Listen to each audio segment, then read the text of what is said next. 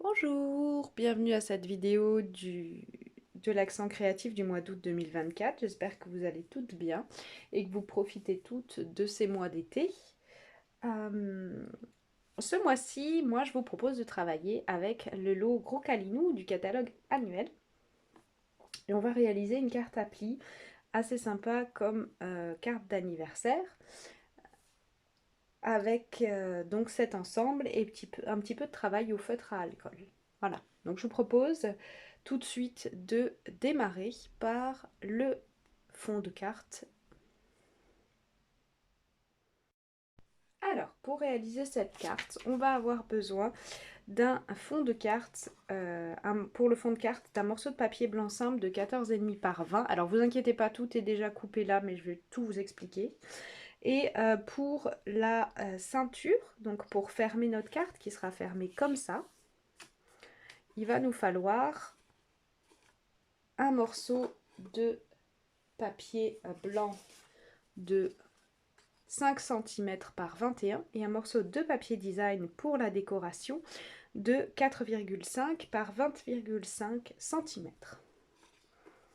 Je l'ai dit à l'alsacienne. Donc, bien entendu, c'est au moment de faire la vidéo que je n'arrête pas d'avoir envie de me moucher. C'est incroyable. Alors, une fois qu'on a ça, je vais vous expliquer comment on réalise ce fond. Donc, ce qui est sympa dans cette carte, c'est vraiment le volume, vous voyez, qu'on obtient ici. Ça fait une carte qui a beaucoup d'allure une fois debout. Donc, je vais vous montrer le fond. Je vous conseille à la maison de vous faire un brouillon, d'ailleurs, avant pour faire le test de cette carte. Donc, vous voyez, elle a un beau volume de 14,5 par 20. Donc, la première chose qu'on va faire, c'est qu'on va prendre notre coupe-papier et notre lame de pli. Et on va venir faire un pli. Vous voyez, vous allez les voir ici, ils sont notés là en bas. Donc on va venir faire un pli à 5 cm des deux côtés. Vous voyez, ça c'est les plus importants, c'est les premiers qu'on va faire. À 5, vous changez de côté et on va faire le deuxième à 5 cm aussi. Donc on a nos deux plis principaux. Ensuite, c'est là que ça va se corser. On va venir à 10. Donc on enclenche ici 10 et on va venir avec la lame de pli. Alors vous allez voir ici, quand vous prenez votre lame, je vais vous la décoller. Attendez. Quand vous prenez votre lame, vous avez ici deux petites marques dans ce sens qui vous mettent le milieu et deux petites marques de ce côté. En fait, ça vous indique là où est posée la lame. Ça fonctionne pour la lame de pli et pour la lame de coupe. Donc on va se servir de ces indicatifs pour venir ici marquer entre 0 et 2,5 cm. Donc on vient arrêter notre pli et on va aller tout en bas et on va faire la même chose. Donc si jamais vous avez peur de ne pas pouvoir mesurer, vous n'êtes pas très doué en calcul, ça vous inquiète parce que vous n'avez pas l'habitude des cartes à pli, vous retournez en fait à l'opposé et vous répétez l'opération. Donc à 10 cm ici et ici à 2,5 dans la profondeur. C'est très facile et grâce à la lame, grâce à positionnement au marquage, là on peut savoir où s'arrêter. D'accord? Ensuite, on va revenir en arrière à 7,5 cm. Faites des pauses. Hein. Et on va venir cette fois-ci marquer entre 2,5 et 12 cm du bas. D'accord? Donc vraiment ici, on y va. Et pareil, vous retournez votre papier, vous recherchez 7,5 cm et vous refaites un pli entre 2,5 et 12 cm. D'accord? Il nous reste plus qu'une chose à faire et là on va changer et on va prendre notre lame de coupe pour la dernière opération. On va prendre, ma lame de coupe ne veut absolument pas tenir dans le coupe-papier. Donc on va prendre aussi 2,5 cm. On prend notre marque et on va venir positionner notre lame de pli. Donc on va... Pardon, je vais... Donc, on vient à 2,5. Et ici, vous avez donc votre pli, ici et ici. Vous vous faites une petite marque au crayon, hein, si jamais vous avez peur de ne pas voir le pli, parce qu'on ne voit pas toujours. Et donc, on va venir entre ces deux marques, ici, avec notre lame de coupe. Et on va venir couper notre papier jusqu'à la lame. On retourne. Et on répète l'opération de l'autre côté. Donc 2,5 cm. Et puis, donc, notre coupe entre les deux plis. Voyez. Ensuite, on va accentuer nos plis. Comme ça. Comme ça. Alors, si vous êtes allé un peu trop loin comme moi, vous allez avoir une petite marque. Là, je vous ai montré, du coup, je suis partie un petit peu en biais. Pardon, j'ai un petit peu trop loin.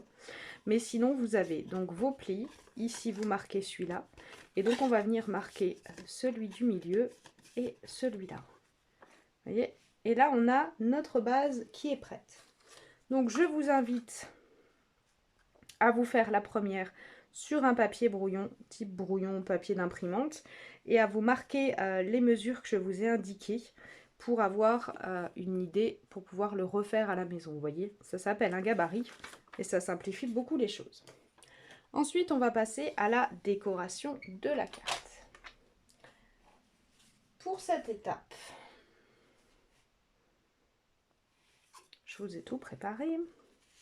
Il va vous falloir, attention, il y a pas mal de choses. 4 morceaux de papier bien beige de 4,5 cm par 14. 4 morceaux de papier design dentelle champêtre. Moi, j'ai choisi pétale, une dominante pétale, de 4,2 par 13,7 cm. Vous pouvez très bien choisir, par exemple, une version un peu plus masculine avec du bleu. Hein. Et moi, je suis restée sur du rose. Ensuite, 4 morceaux de papier bien beige toujours, de 2 cm par 4,5. 4 morceaux de papier design dentelle, le même, de 1,7 par, non pas 4,5, je me suis trompée là d'ailleurs, mais par 4,2, puisqu'on va enlever aussi un petit peu hein, pour que ça rentre. Et puis 2 morceaux de papier dentelle champêtre. Alors cette fois-ci, j'ai pris une dominante bien beige. C'est le papier qui est un petit peu lisse dans la collection de papier. C'est le même que celui de la ceinture. Je le trouve fabuleux celui-là. Et donc de 9 cm par 2 cm. Et un morceau de 9 cm par 4,5. Donc, je vais vous montrer un petit peu une fois qu'on les aura placés. Vous voyez, ça va aller ici sur le côté. Là, j'ai des bouts qui sont déjà pré-collés pour vous montrer ce que ça donne. Cela. Pourquoi 4? Alors, vous allez me dire, parce que là, il y en a 2 et 2. Et pourquoi 4? Parce que quand on va refermer notre enveloppe, notre carte, il va bien falloir mettre un élément décoratif devant. Donc, ils vont servir devant, ces deux-là. D'accord? Une fois que vous avez découpé tous les éléments que je viens de vous donner, on va les coller pour obtenir notre fond de carte. Donc, on va les coller l'un sur l'autre et sur le fond. Et on va passer à la décoration. Et là, on va commencer à utiliser le set Kalinou parce que vous êtes en train de vous demander quand est-ce que je vais vous le présenter. Donc, on colle tout ça pour obtenir...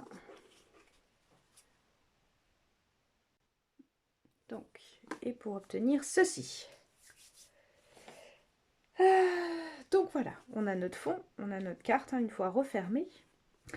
On a ici notre ceinture, on va la mettre de côté pour le moment. Et puis on va passer au travail de colorisation. Alors, je vais vous en montrer. Ça va être le même principe sur l'intérieur et sur l'extérieur.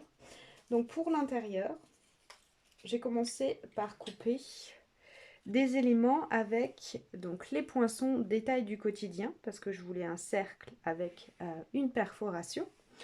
J'ai coupé des éléments du lot rose pointillé. J'arrive pas à vous le sortir. Là. Donc j'ai coupé cet élément-là 2 fois dans du papier bien beige. Celui-ci 2 fois dans le papier or métallisé. Ça amène quand même un petit peu de lumière à l'ensemble. Donc les deux qui vont aller se placer dessus. Si vous avez un bout comme moi qui n'est pas fini, c'est pas grave parce que ça se voit plus après.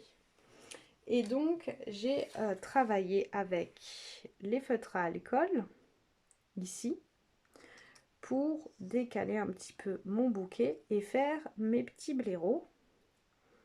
Et j'ai rajouté une série ici de petites fleurs en papier pétale que je vais disposer un petit peu partout après mon montage. Et pour finir, on va mettre un texte. Donc j'ai pris Avalanche de câlins que j'ai juste tamponné à la Memento sur une chute blanche. Vous voyez, comme ici. Et on va venir la biseauter et recouper un peu.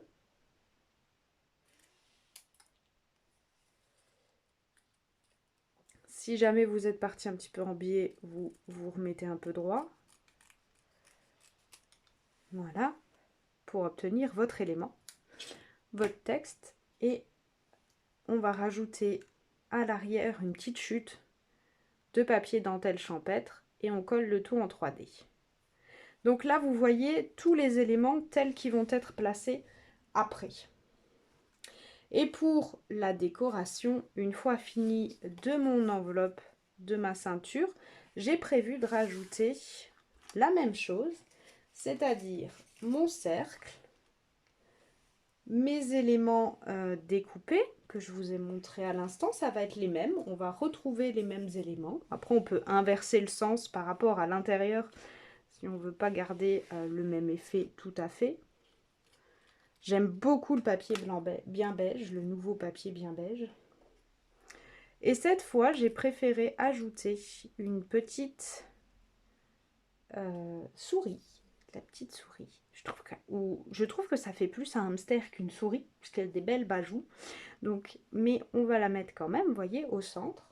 Et pareil, on reprend nos éléments de tout à l'heure. Donc, elle va tenir entre ses mains le souhait d'anniversaire qui vient du set rose pointillé. Donc, c'est le même système, c'est celui-là.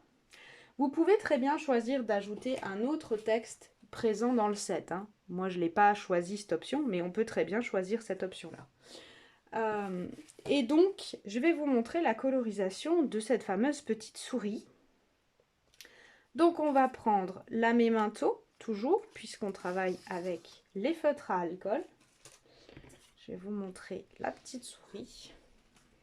Alors, si vous en faites plusieurs, vous pouvez vous plagier, comme là, et prendre vos éléments. Il va vous falloir le duo ardoise bourgeoise, l'encre pétale foncé, le Stampin' Blend pétale foncé et le corail clair, ainsi que le noir clair. Ok? Vous allez voir, c'est vraiment, si vous n'avez pas l'habitude du feutre à alcool, c'est assez facile. On va juste commencer par lui faire le petit museau en noir. Je trouve ça, elle est trop mignonne. Je sais pas si c'est un hamster ou une souris, mais c'est trop mignon. Ensuite, on va juste lui faire un petit coup pour les oreilles avec pétale. Hop. Et je vais juste revenir foncer le bord. Voilà. Là, les oreilles un petit peu plus foncées avec corail. Ça fonctionne très bien. Corail et pétale fonctionnent très bien ensemble. Donc, on va lui foncer les petites oreilles. Et puis, on va coloriser donc le corps de notre souris. Alors, je vous conseille de démarrer par en haut. Voilà. Soit la pointe stylo, soit la pointe feutre. Ça, c'est en fonction de comme vous le sentez. Et donc, on vient s'occuper de notre petite souris. Moi, je passe voilà, autour des bajoux et après, je reviens, vous voyez, en rentrant petit à petit pour que ça fasse une colorisation relativement homogène. Après, je vais lui faire les petites mains et les petits pieds, enfin les pattes avant et les pattes postérieures. Parce que ce ne sont pas des humains, donc c'est pas des jambes. Pardon, je parle toute seule. Donc pareil, on va répéter l'opération. On fait nos bords. On travaille en rond.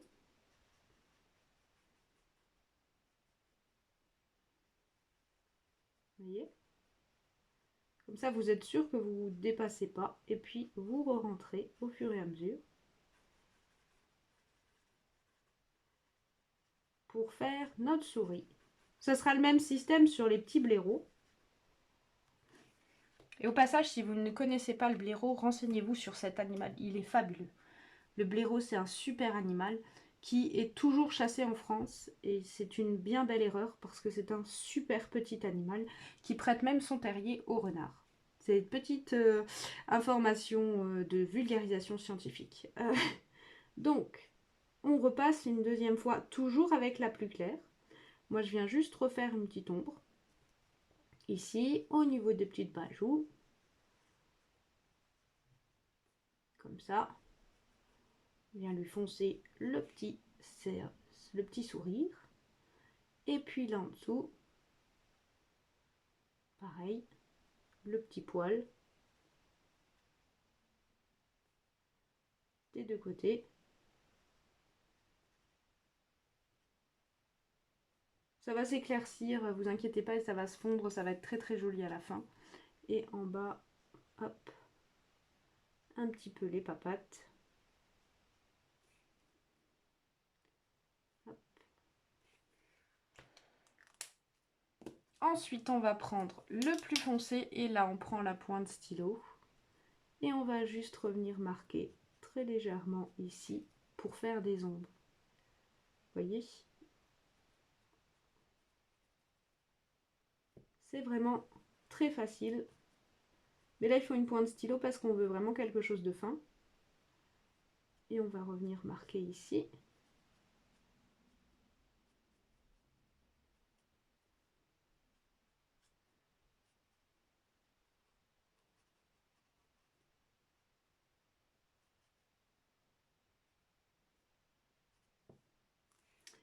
Voilà. Et il nous reste une dernière chose à faire. On va prendre notre feutre à alcool pétale, côté stylo aussi. Et on va juste lui faire ici. Il a un petit peu de rose aux joues parce qu'il est vraiment très très heureux. Voilà. Et on a fini avec la colorisation. Une fois que vous prenez donc votre poinçon, vous découpez votre sourisette. Et on va donc découper tous les ornements pour faire le montage de notre carte. Donc, on revient ici. Vous allez coller les différents éléments à plat. Ici, vous les placez comme vous le sentez. Et vous finissez par les fleurs. Et lui, on va venir le coller en 3D, parce que je trouve que c'est quand même un petit peu plus joli. Donc, on va répartir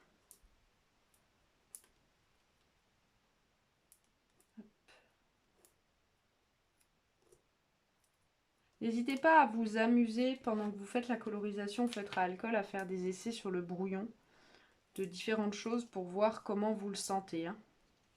En 3D, ils seront quand même un petit peu plus jolis et moi, je vais les décaler un peu. Et donc, il y aura le texte comme ça par-dessus. D'accord?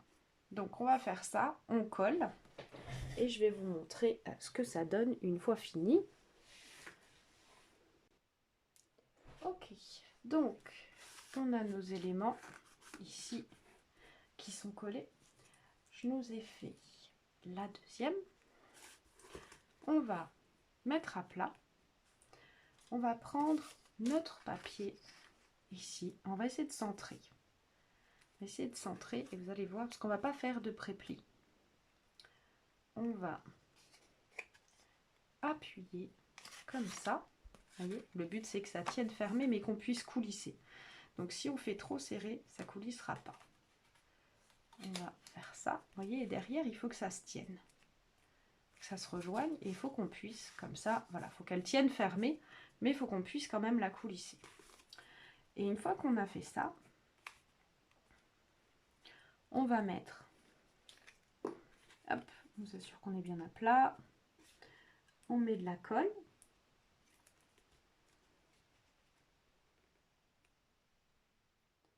Et on va venir ici.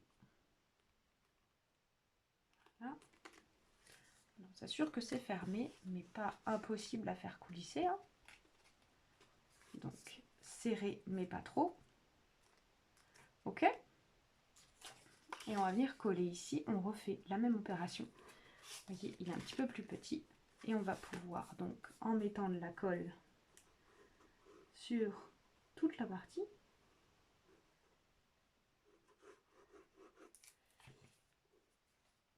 on va pouvoir, normalement,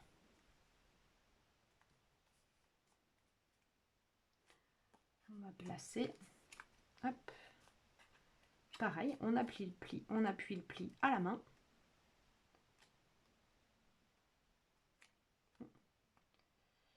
On part en et hop. Et de l'autre côté,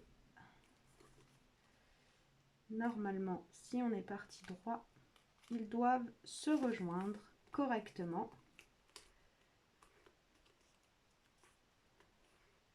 J'ai un petit écart. Zut. Et on a notre carte.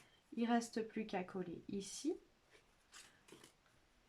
Donc on met au centre un point de colle liquide, un petit peu de colle, on va coller à plat. On n'a pas besoin que ça soit trop en volume. Hein. Voilà. Tadam! Donc, quand on ouvrira la carte... Ah, on n'a pas fini.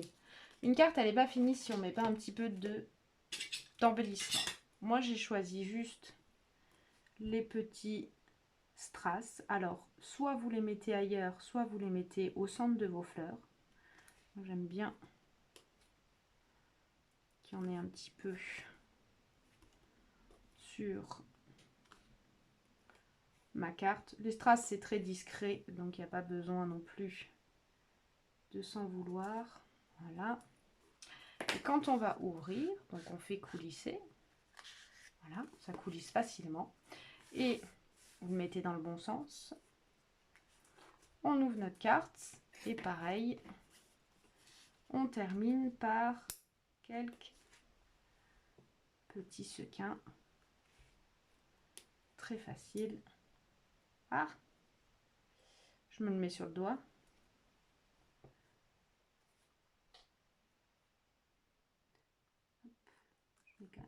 Mais donc vous vous battez avec vos sequins, avec vos strass, vous aussi à la maison. Il veut pas. Allez.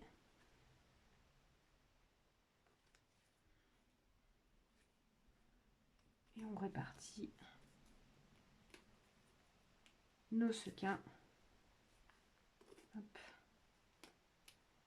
On peut mettre un peu plus hein, sur notre carte.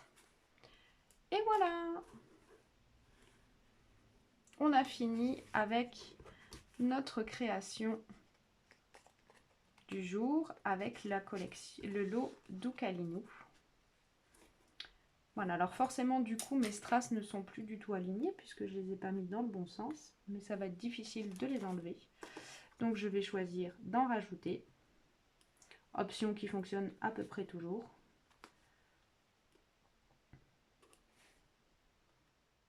Voilà. Donc, vous pouvez en réaliser une ou plusieurs donc chez vous pour offrir. J'espère que cette vidéo vous a plu. N'hésitez pas à poster vos créations que vous faites avec les vidéos de l'accent créatif. N'hésitez pas avec le hashtag sur les réseaux sociaux l'accent créatif, histoire de faire de la publicité si vous utilisez nos tutos. Voilà, moi je vous souhaite encore une fois un très bon mois d'août et on se revoit en septembre pour les nouveautés. Bye bye!